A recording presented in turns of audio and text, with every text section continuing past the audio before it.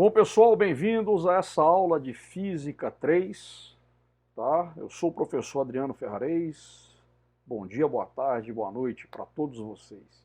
Essa aula de hoje nós vamos falar sobre carga elétrica, tá? Vamos começar aqui com um pensamento do momento, né, do pintor holandês Vincent van Gogh, né, que diz o seguinte: continuo fazendo o que ainda não posso fazer para aprender a fazer. Tá certo? Então aí é uma dica, né, de estar se fazendo as coisas que ainda não se consegue para poder aprender a fazê-la.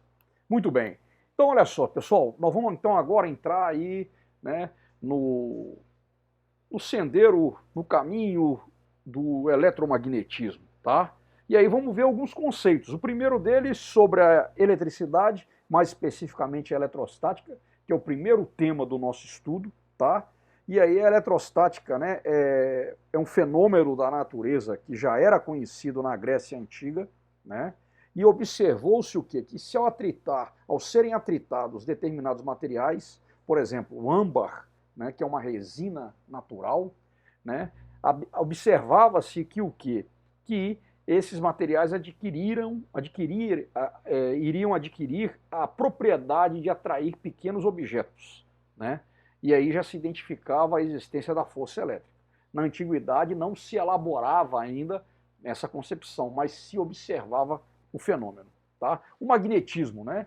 Ele está relacionado à magnetostática, né? Que seria um magnetismo estático, né? E aí os gregos também eles sabiam que determinadas pedras, que eram chamadas de magnetita, né? De uma região específica chamada magnésia, elas atraíam limalha de ferro, né, e materiais ferromagnéticos.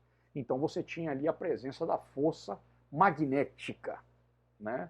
Então também, né, os gregos identificaram, mas não conseguiram elaborar uma teoria para poder explicar esse fenômeno. E o eletromagnetismo, né, aí sim, né, veio uma explicação científica fundamentada para isso no século XIX, né, após os trabalhos de Oersted e Faraday.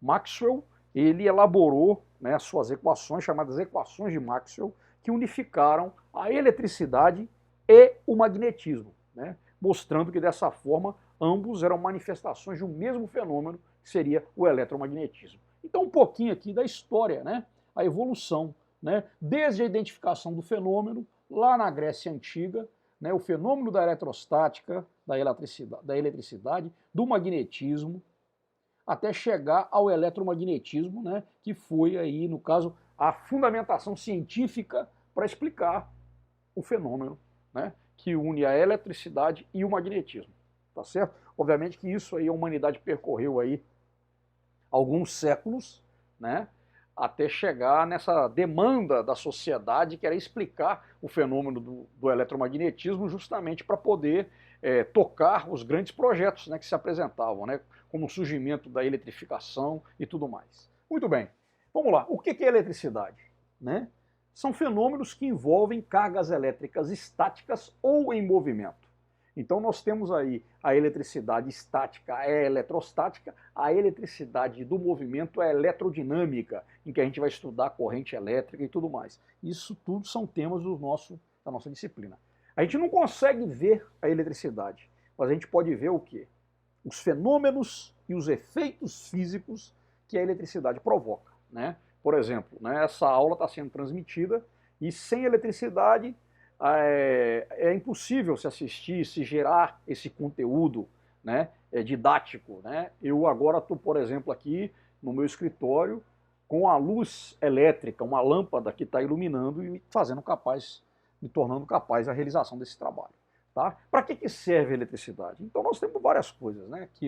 Aqui a gente tem aqui, né, um no break, né, um estabilizador para alimentar um computador, né, aqui uma máquina de choque, um carro elétrico, né, aqui um secador de roupa, um rádio, aqui é um aparelho aqui, né, cirúrgico e na área de saúde, um celular, aqui uma caixa de som, a lâmpada elétrica, então aplicações, um televisor, aqui são aplicações várias da eletricidade e do eletromagnetismo.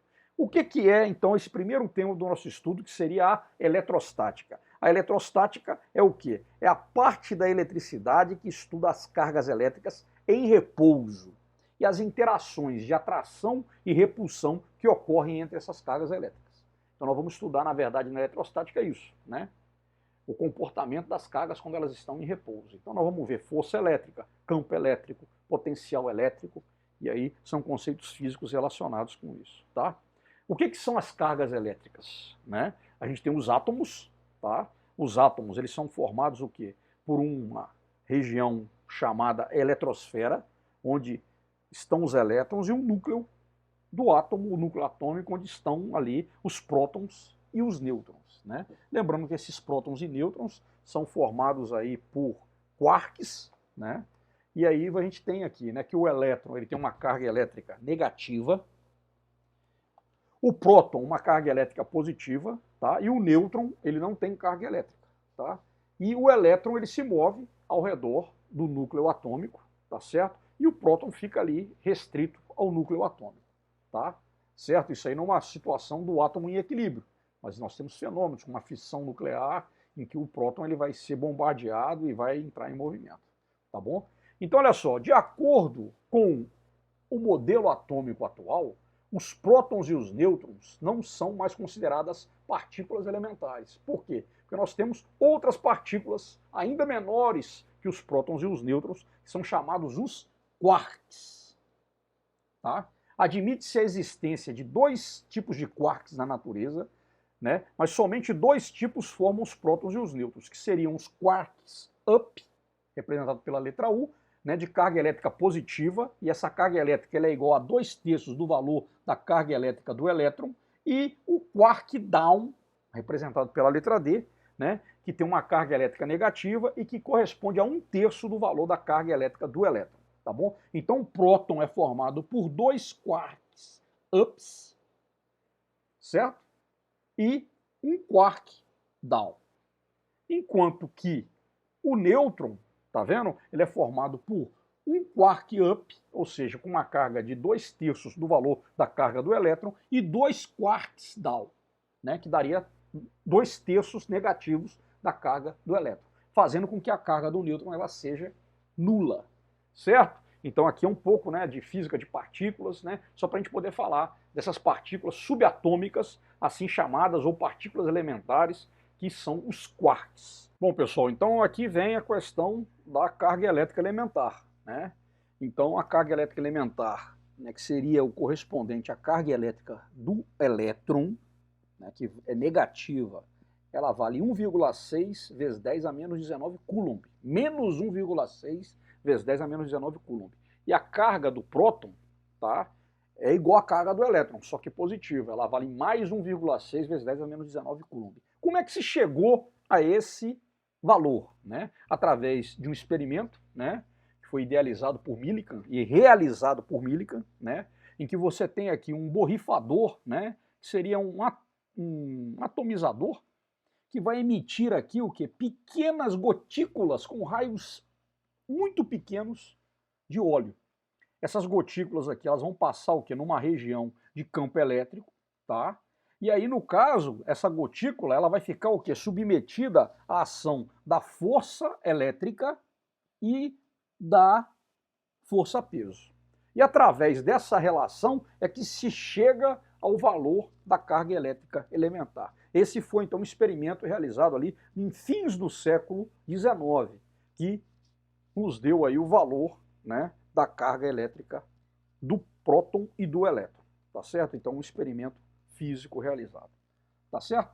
E aí nós temos aqui um princípio importante que é o da quantização da carga. A carga elétrica de um corpo eletrizado, ela é sempre igual ao número n inteiro, 1, 2, 3, 4, 5, 6, 100 milhões, vezes o valor dessa carga elétrica elementar, tá certo? Isso aqui o que é? É a quantização da carga. A carga de um corpo é sempre um número n, multiplicado pela carga elétrica elementar, no caso 1,6 vezes 10 a menos 19 coulomb. Certo? Muito bem. Como que as cargas interagem? Tá? Então, interação entre as cargas. Nós temos o seguinte, cargas de sinais opostos se atraem e cargas de mesmo sinal se repelem.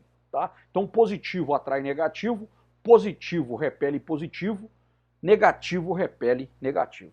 Tá certo? Então a gente tem aqui essa questão. Aqui, ó, se eu tenho aqui um corpo eletrizado, carregado negativamente, e se aproxima dele um corpo também negativo, vai haver a repulsão entre eles, que é a interação. Né? Em contrapartida, se eu tenho um corpo carregado positivamente e aproxima um corpo carregado negativamente, vai ocorrer a atração entre esses corpos. Tá certo? Essas são as referências da nossa aula de hoje. A gente se vê na próxima aula. Até lá, pessoal.